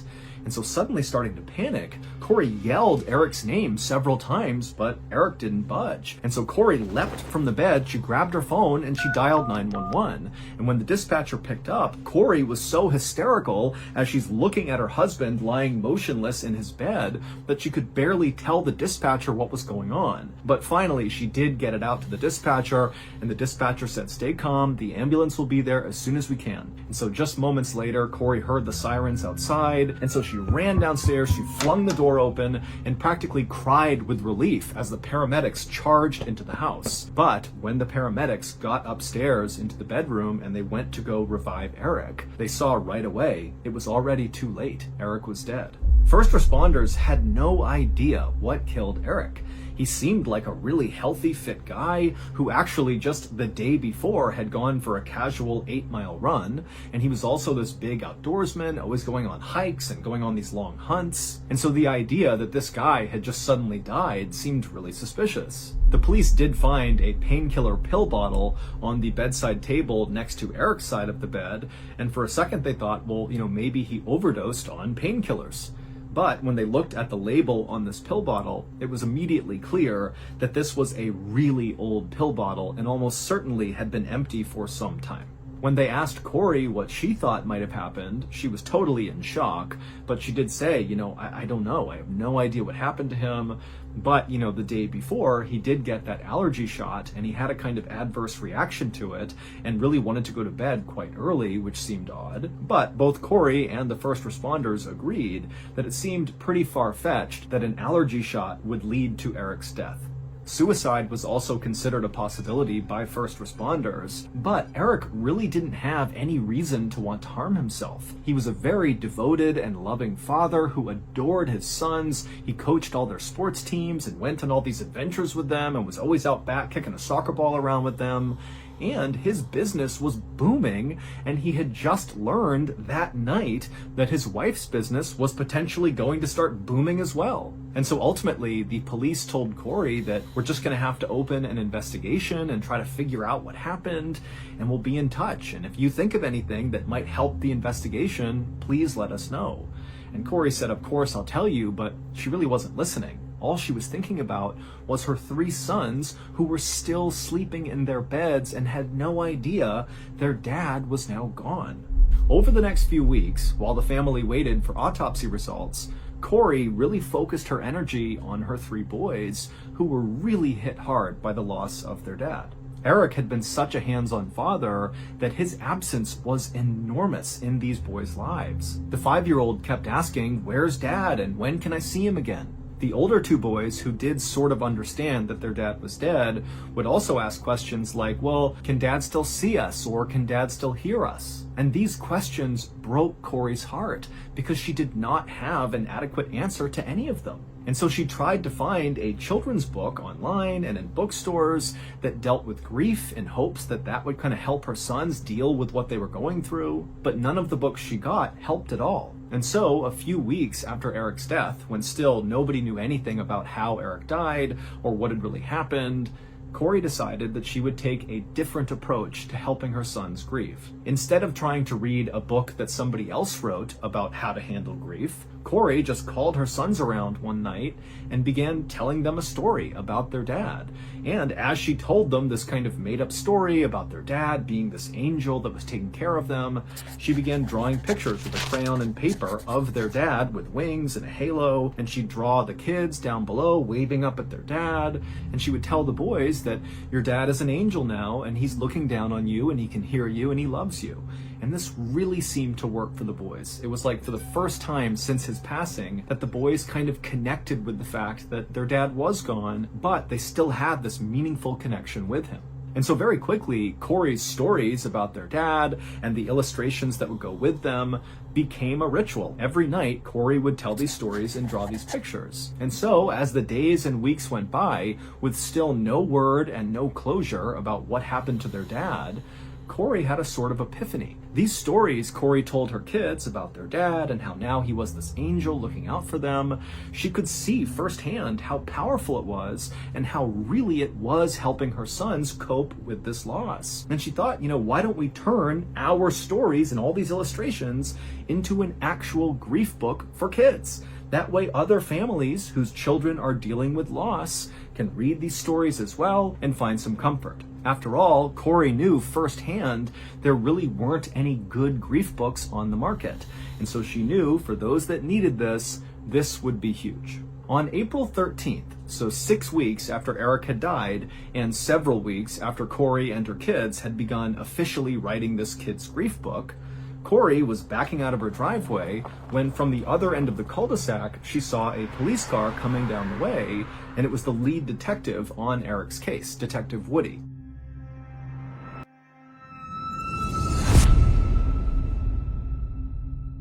As the detective came down the road, he was waving to Corey, clearly getting her to stop for a second. And so Corey, she parked her car, she hopped outside and went up to talk to him. And immediately, Detective Woody got out of his car, he walked up to Corey, and with a grave look on his face, he told her that he had some big news for her and it was going to be pretty upsetting, but he knew he had to tell her in person and right away. He told her that the autopsy results were in, and they determined that Eric had not died of natural causes. He had actually died from a fentanyl overdose. Fentanyl is a very powerful opioid that's often mixed with heroin, and just a little bit of fentanyl can kill someone. And Eric, it would turn out, had 5 times the lethal dose of fentanyl in his system. Corey was totally shocked at this news and told the detective that Eric didn't do drugs. The only drug he did was periodically he would eat a marijuana gummy before bed, but that was it. So this really didn't make any sense. The detective was respectful and kind of nodded his head and said, I totally understand that, but these are the results, and we need to find out where he got fentanyl from, and so we're going to need to search all of the electronic devices in your house to see if we can find communication between your husband and whoever got him the fentanyl. Corey told the detective that of course they could do that, but as she began thinking about all of their devices, she suddenly remembered that Eric's business partner, Cody Wright, had actually taken Eric's laptop very shortly after Eric had passed away. Now, Corey didn't know why Cody had taken the laptop, but Cody had been a thorn in both Corey and Eric's side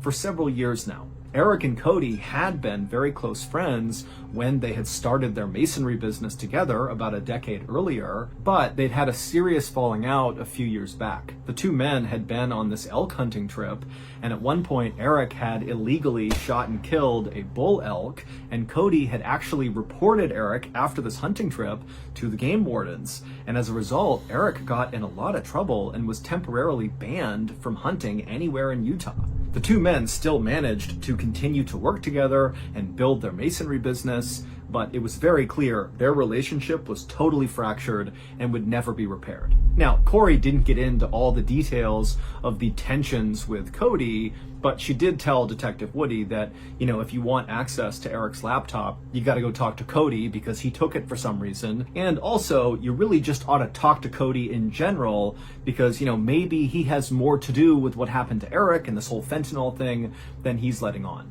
The detective told Corey that he appreciated the information and he appreciated being allowed to go in and collect all the devices, and that he would go talk to Cody and try to retrieve Eric's laptop. And then after that, the detective thanked Corey and said they'd be in touch soon. But after this conversation with Corey, the investigation into Eric's death kind of stalled out. When police did follow up with Cody, they didn't find anything really worth pursuing. And outside of talking to Cody, no new information came in about Eric's death or about, his connection to fentanyl. And so really there was nothing for police to operate on. And so while the family just kind of waited for more information to come out about whatever happened to Eric, Corey just focused her energy on taking care of her 3 boys and writing this grief book with them. And finally, on March 5th, 2023, so almost exactly a year after Eric has died, and still police have no idea what happened to him, the grief book was finally done, and Corey self-published it on Amazon under the title, Are You With Me? And right away, the book was a total hit with parents of grieving children. And as the 5-star reviews poured in, so too did requests from local media for Corey to be interviewed and talk about this book and why she wrote it and how her kids are doing. Corey had no idea her book would be this successful, and so at first she was really terrified to do any of these interviews.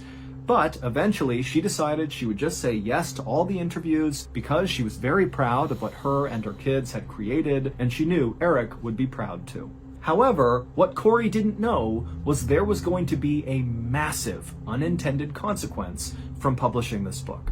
Ever since Eric was found dead in 2022, the police in Utah began painstakingly searching all of the electronic devices that the Richens owned and that Cody, Eric's business partner, owned, and basically they were just looking anywhere for some sign of communication between Eric and whoever had given him the lethal fentanyl dose. And at some point during the search of all these devices, the police found something very unusual, and they knew it very likely had to do with Eric's death. But they didn't really have any evidence to prove that, and so they just had to kind of sit on it and wait to see what happened next. And what happened next was shortly after Corey published her grief book, it got all this media attention, and in turn, because of this attention, Eric's death, specifically the unsolved nature of his death, also got a lot of media attention. And eventually, several people who kept seeing all this news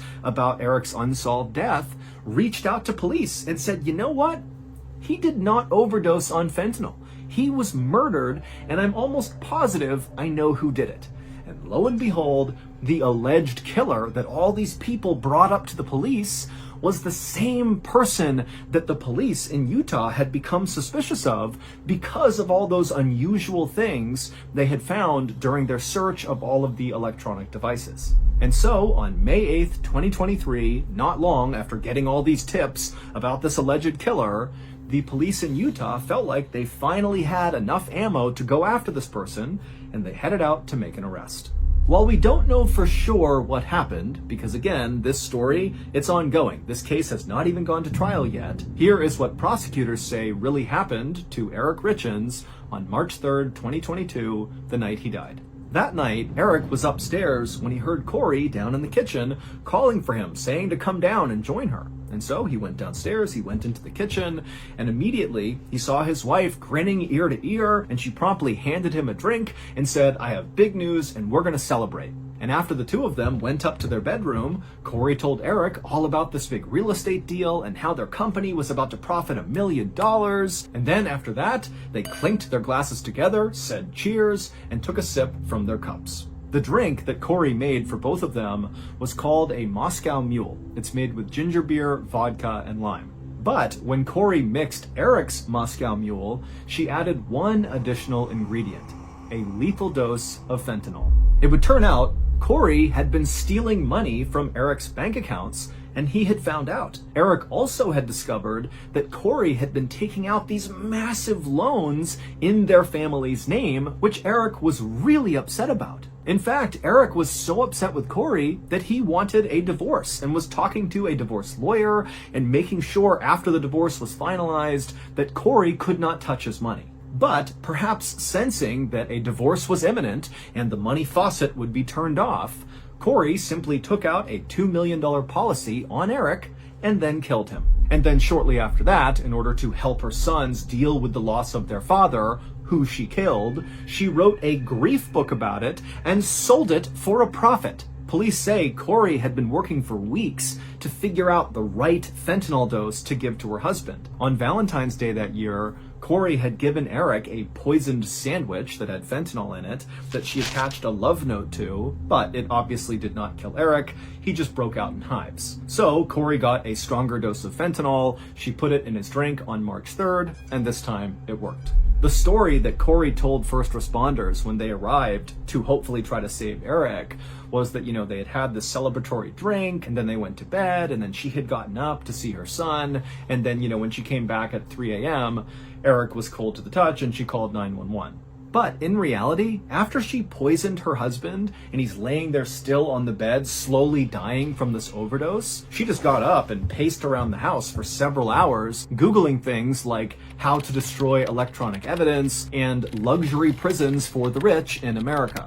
These searches were, of course, the highly unusual and suspicious things that the police saw when they looked through all those devices during the initial part of the search. But as much as it made them think Corey likely had something to do with this, they didn't have enough to actually arrest her. However, after Corey published her grief book and went on this big tour promoting her grief book, Eric's family, who's watching this happen on TV and listening to the radios, they just couldn't take it. It disgusted them because they secretly believed that Corey had killed Eric over money. They didn't like Corey to begin with, and it just felt like she did this, and now she's profiting on Eric's death. And so family members began reaching out to police in Utah, and they said, you really need to look into Corey. We think she killed Eric. This whole grief book thing is a joke. She's a killer. Ultimately, it was those calls from Eric's family to the police, combined with Corey's very unusual and suspicious search history and electronic activity on the night that Eric died, that allowed police to arrest her at her home on May 8th, 2023. Corey, who denies any wrongdoing and says she did not kill her husband, is currently charged with aggravated murder, which could lead to the death penalty if she's convicted. She's being held without bail while she awaits trial, and her book, Are You With Me?, is no longer being sold on Amazon. No matter whether you believe this tragedy is the result of something paranormal or something normal and rational and explainable, no matter which way you feel, or maybe somewhere in the middle, the details of the story itself, the actual facts of the story, are horrifying. What actually happened to this poor family in the 1920s it's just one of the more terrifying ordeals that I've ever come across. And it's crazy to me that it's a true story. Without giving too much away, someone or something shows up on this farm and it doesn't leave. One of the maids starts hearing strange sounds. They start looking for this person or this thing. They start seeing things moving around in their house, and there's every indication that someone is in the farm. Someone has snuck into the farm and is terrorizing us. And then on March 31st, 1922, whatever it was, finally attacks.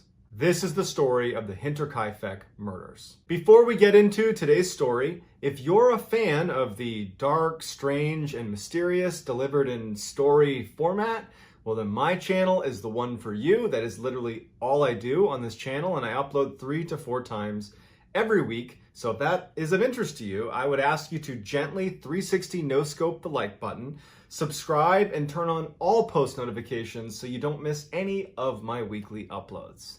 All right, let's dive in. Back in the 1920s, there was a farmstead called Hinterkaifeck Farm that was located in southern Germany in a very rural, isolated, heavily forested area. So the occupants of the farm were the live-in maid and the Gruber family. The Gruber family was Andreas, his wife Azelia, their daughter Victoria, and Victoria's 2 children, Joseph and Azalea as well.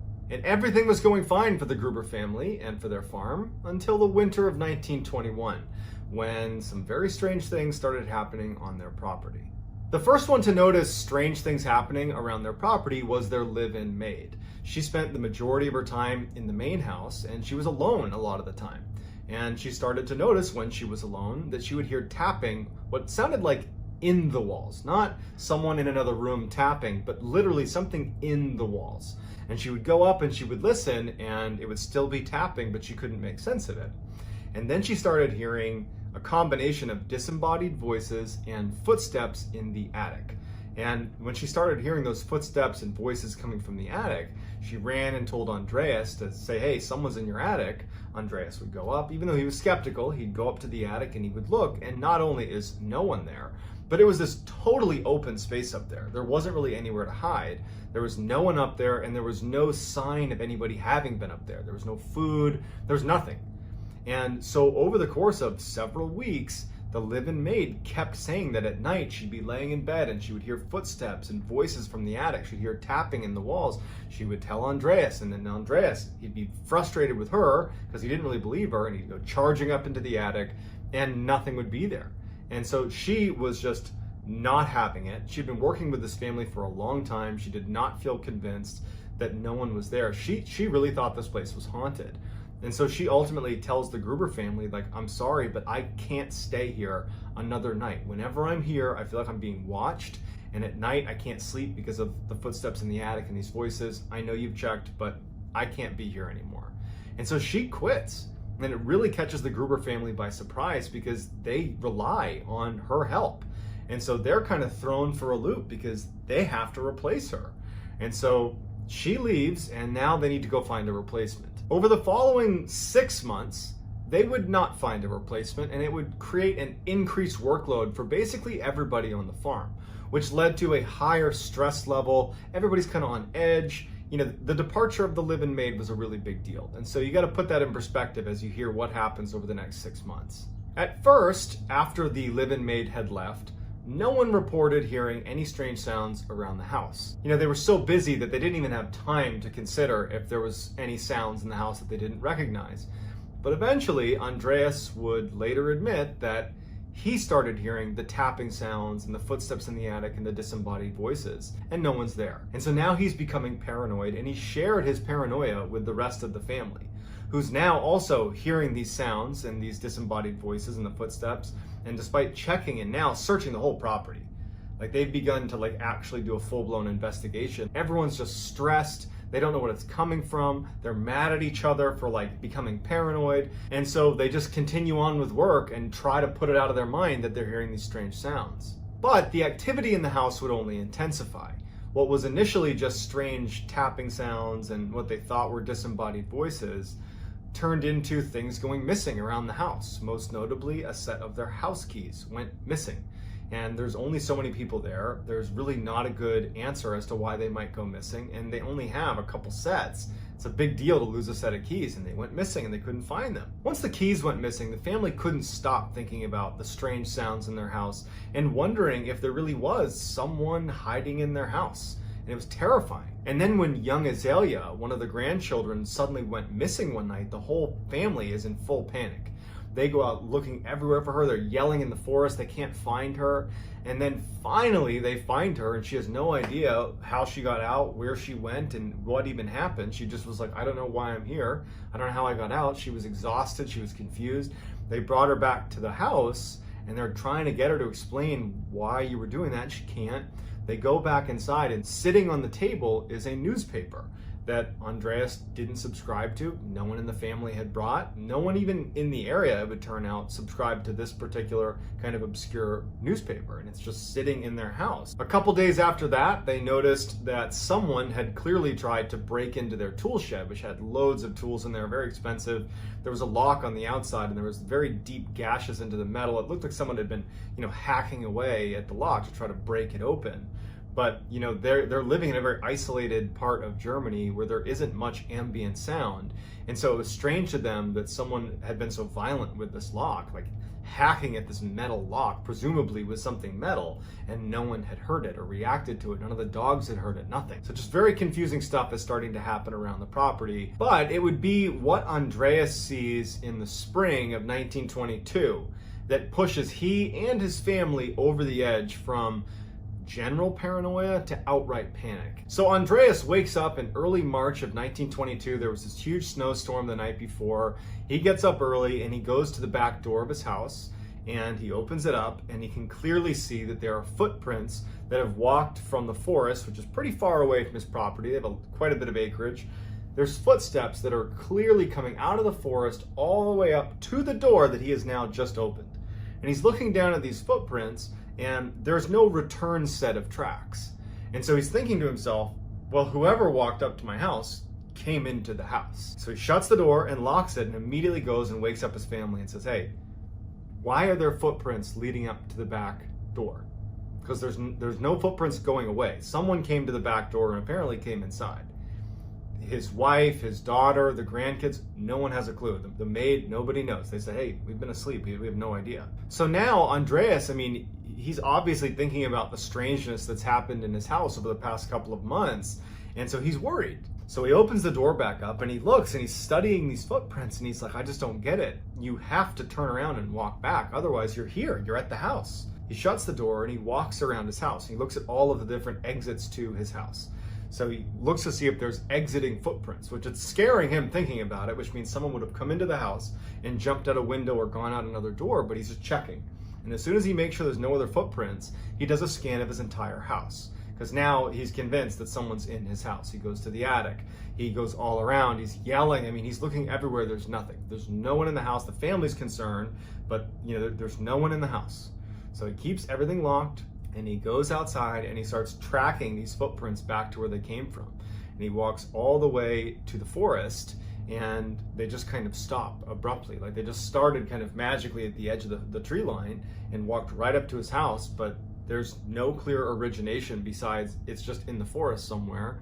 And there's also no clear sense of what happened once they arrived at the door. So after doing one more loop around his property, he goes in the barn, he goes in the shed, he goes back in his house, he's checking the attic, he's looking everywhere, and he can't find any indication that some stranger is here. He finally decides that he's going to tell someone about what's been happening at his property. And so they did have a neighbor, Lorenz Schlittenbauer, who was his closest neighbor, who was not really that close, but a couple hundred yards away. And he goes over and he tells Lorenz everything. I've been hearing sounds. My maid quit because she was hearing sounds. We looked in the attic. We couldn't find anything. Then we started hearing sounds. The keys go missing. There's this newspaper in my house. My granddaughter's running out in the middle of the night. She's disappearing. She doesn't know what's going on. These footprints. I can't make sense of it. And so Lorenz, also not knowing what to make of it, suggests like, hey, I have extra weapons. You want to take an extra rifle and arm yourself, protect yourself? And Andreas just says, you know what? No, I'm good. I'm going to pass on the rifle. I'm probably overreacting anyways, and I'm sure we're just fine. But it would turn out he was not just fine, and he probably should have taken up Lorenz on the offer. So just a couple of days after speaking with his neighbor about the weirdness happening on his property, the Gruber family got a little bit of good news, which was they finally were able to locate another maid, a live-in maid, to come stay with them to replace the one who had left because she believed the place was haunted. And so a few weeks later, on March 31st, 1922, this new maid shows up to Hinterkaifeck. But unfortunately, this would also be the same date a horrible tragedy unfolds at the Hinterkaifeck farm. Over the course of 24 hours, someone or something was in the barn on Hinterkaifeck and was able to silently lure in members of the Gruber family one by one. Without telling anybody else what they were doing, they would walk over almost like in a trance into the barn where they would be struck in the head by something called a mattock, which is kind of like an axe. Blow to the head and they're down. As soon as they're down, whoever was in there, whatever was in there, would take their bodies and move them to the corner and lay them down, kind of square them up against the corner of the barn, and then cover them with hay. And then as soon as they were deceased, he would go, whatever it was, would go back and lure in the next person. So over a whole day, each of these members of the family are being lured into this barn where investigators, nobody knows what it was that was luring them in. They weren't scared when they went in. Their guard was down and they would go in and then get hit in the head with this mattock until there was 4 people stacked up in the corner. And at that point, the remaining 2 people on the farm were still in the house sleeping, and whoever was doing this went into the house and used the mattock to end their lives as well. 4 days later, on April 4th, a repairman who was scheduled to come to the Hinterkaifeck farm shows up to repair the feeding machine. He goes to the door, he knocks on the door, and it's locked, and he can see lights on inside, he can hear the dog barking inside, but no one comes to greet him. Now, the feeder was outside of the main house, and it was actually on basically a public area of the farm, so he didn't need them to physically get to the feeder, and he knew how to fix it. So after trying the front door, going to the back door, looking in the windows and seeing lights, hearing the dog, but everything's locked, he just said, you know what, I'm just gonna do the job. So he goes into the area where the feeder is, he does the repair, and as he's leaving, he notices that the dog that was barking, that was inside the house, is now outside the house tied up, And so he goes over to that section of the house thinking, oh, well, now I'll knock on the door and someone's sure to see me. And again, no one comes to the door, and the back door that clearly must have just been opened to let the dog out, is locked again. And so he's like, man, that's odd. And so instead of just leaving, he finishes the job with the feeder, and he goes over to Lorenz Schlittenbauer's house, the neighbor, and he says, hey, just so you know, I was just over at the Gruber family's farm. I fixed their feeder like they wanted me to, but no one was there, but maybe somebody was there because the dog was inside, then it was outside. Don't know what's going on, but can you just let them know that I was here because I couldn't get in touch with them. But it prompts Schlittenbauer to go check on the Grubers because they haven't seen him in a couple days anyways, and so they figure they'll swing by and just make sure everything's okay. So they go over to Hinterkaifeck, and the lights are on in the house, the dog sure enough is outside, the doors are locked, and they see that the barn is actually open. So they go over to the barn, and in the barn, at first they don't see anything, but in the back corner underneath some hay are 4 of the bodies of the Gruber family. They go inside and they find the remaining 2 bodies, and no one else is there. Although there was signs of someone recently eating in the kitchen. The fire was lit, it was like the house was being lived in at that very moment. Although to Schlittenbauer and anybody that was there, they have no way of knowing that it's been days since the Gruber family had passed away. And so they end up leaving and getting in touch with authorities. So the police show up and they're able to determine with relative certainty that the tragedy took place on March 31st. But for 4 days afterwards, someone lived in the Gruber house, slept in their beds, ate their food, lit fires, lounged around inside, they played with the dog, they milked the cows. I mean, they lived in this house. They ran the farm for 4 days. And other neighbors would even say that, yeah, we saw smoke coming out of the chimney on, April 3rd and April 2nd. And so it was confirmed that someone had been staying in this house, which is so creepy. And so the police are a little bit baffled, and they're like, okay, well then it was probably a drifter. Target of opportunity, they probably saw this isolated farm, and they probably were gonna rob them, stay there a little bit, and then leave. But when they searched the farmhouse, there were large sums of cash that were just out practically in the open, barely hidden, that had not been taken. And anybody that was robbing the place would have taken the cash. And so probably wasn't a robbery, which leaves maybe a crime of passion, but they were like, what's the motive? And unfortunately, Andreas was not particularly well liked in the town that was nearby. And so there was lots of people that didn't like Andreas, which made it really hard to whittle it down. So they started just interviewing like crazy. They're talking to hundreds of people that were in connection with, that could be connected to this, but they're getting nowhere. They did feel like Lorenz Schlittenbauer was probably the best suspect, because he's right there, he's right next door, he's their neighbor, and in fact he had wanted to marry Victoria, the daughter, and Andreas had told him outright no, and they thought that could be a reason. But the big issue with Lorenz Schlittenbauer being the primary suspect is, he had a farm to keep and a family to take care of, and so how could he have committed this crime and then ran the Hinterkaifeck farm for 4 days and lived there and slept there without his family knowing? And his family's like, no, he's been here with us. And so the police, they aren't able to solve it. They don't really have any decent suspects, and so they kind of leave it with, well, whoever did this probably had been there for about 6 months, potentially, before they committed the crime, and then stayed there for a few days afterwards, and then vanished. And to this day, they have not been caught. And they even reopened this case in 2007. But they found that, despite the number of suspects and despite the evidence available, it just wasn't enough to provide any sort of clarity on what actually happened. So it remains a huge mystery.